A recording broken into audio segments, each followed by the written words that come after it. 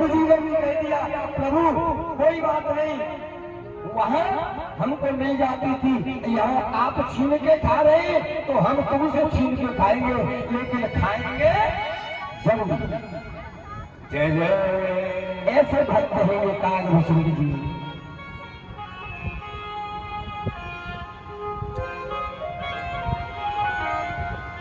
शंकर जी को पता चला तो जैसे राम जी के लिए शंकर जी आए और काग वसुंध जी को संग लेके आए अवध में, तो काग वसुंध जी से कहा बोले क्या करें? बोले एक काम करते हैं। बोले क्या? कि जादूगर बन जाओ।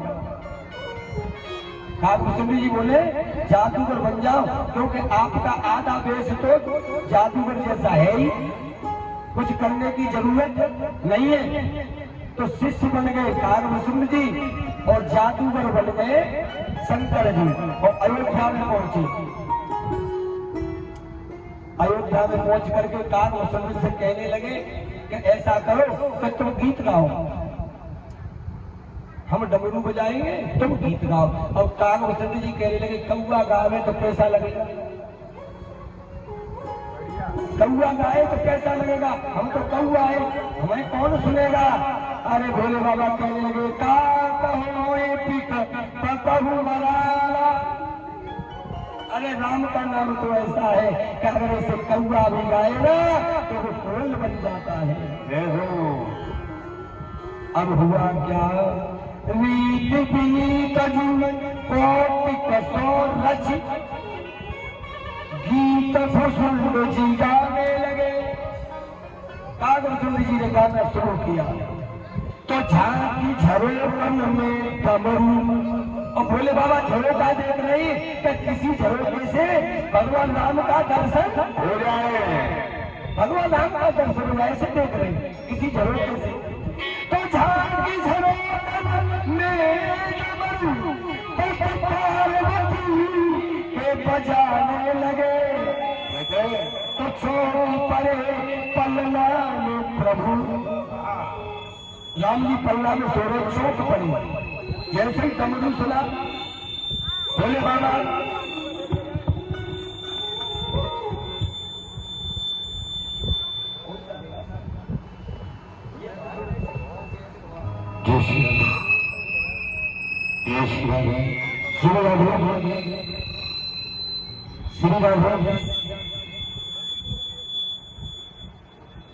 श्री राधे श्री राधे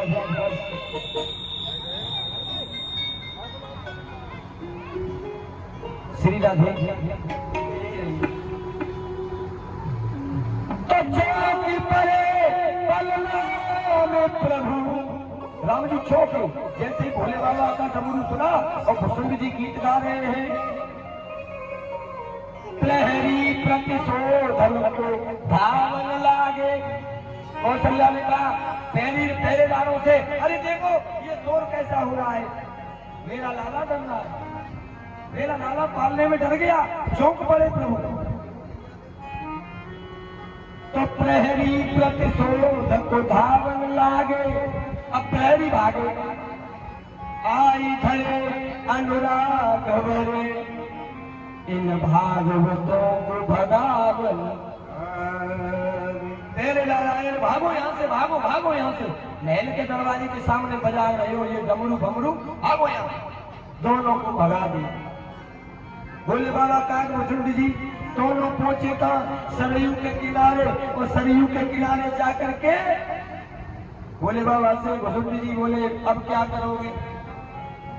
बोले अब सोचेंगे। अब पूरी रात वही सरयू के किनारे पे बैठे बैठे सोचते रहे अब कल क्या करना है। अब विचार किया, बोले बच्चा एक काम बन सकता है। बोले क्या? कि हम ज्योतिषी बन जाए, हम ज्योतिषी बन जाए और तुम बन जाओ हमारी चेला। बोले ये ठीक है। अब भोले बाबा बने ज्योतिषी और काग वसुंध जी बन गए उनके शिष्य। अब अयोध्या के गलियों में आ गई और क्या करते होते हाल देखते। अच्छा, माताओं को हाथ दिखाने की बहुत जल्दबाजी रहती है, वो हाथ में कोई जान चाह नहीं जाए, हाथ तो हम देख के बताएंगे, बस ऐसे हाथ ले लो फिल्मों। तुम्हारे जीवन में एक बार बहुत बड़ा कष्ट आया, पैसा आता है रहता नहीं है, यही तो कहते हैं। बोले हाँ बाबा, बिल्कुल सही कह दिया। क्या बाबा न जाने कछु, किसी को हाथ में दिखाओ, वो तो शंकर जी वो तो सब जानते हैं ना। अब वो उनसे क्या छिपा, सबकी बताने लगे। धरी सी तुम्हारी इतनी बहने, इतने बेटा, इतना धन, इतना परिवार। अब बड़ा हल्ला हो गया अयोध्या में, ऐसा ज्योतिषी कहां से आया, कौन है? अब एक आदमी आयो, आदमी कहते हैं ज्योतिषी को।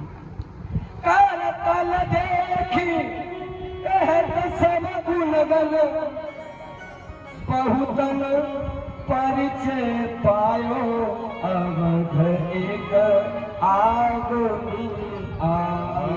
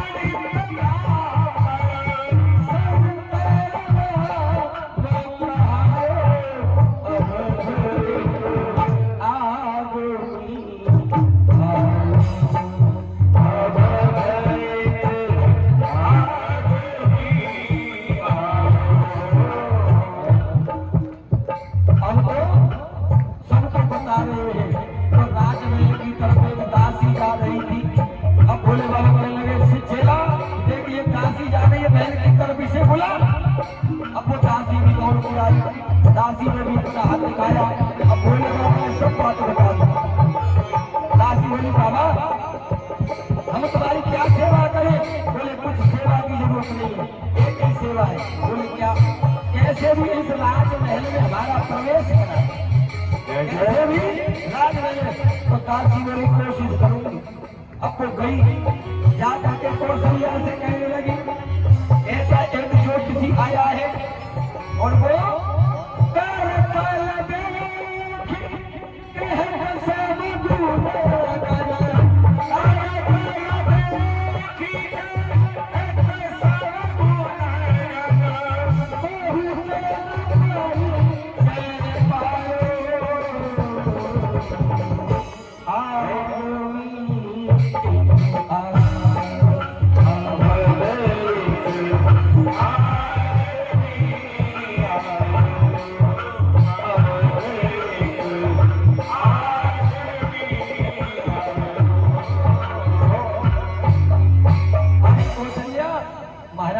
एक ज्योतिषी आया है। बोले कहां से आया? बोले शंकर नाम तेरा है, तेरा काशी से आया हूँ। ऐसी तरी सी बात बताता है। अच्छा कहाँ है? बोले बाहर। अच्छा उसे ले गया। दासी दौड़ के भाग के गई और कहने लगी भाग्य खुल गए विप्रवर। ओ बाबा। बोले क्या? भाग्य खुल गए विप्रवर और चलो हमारे साथ राजमहल में देखिए राम लला को जैसे कहा। और इसे तो वो चाह रहे थे, दोनों चलकर दासी आगे आगे और शंकर जी सुंदर जी पीछे पीछे। जैसे ही दरवाजा आया दासी बोली रुक जाओ। बोले क्यों?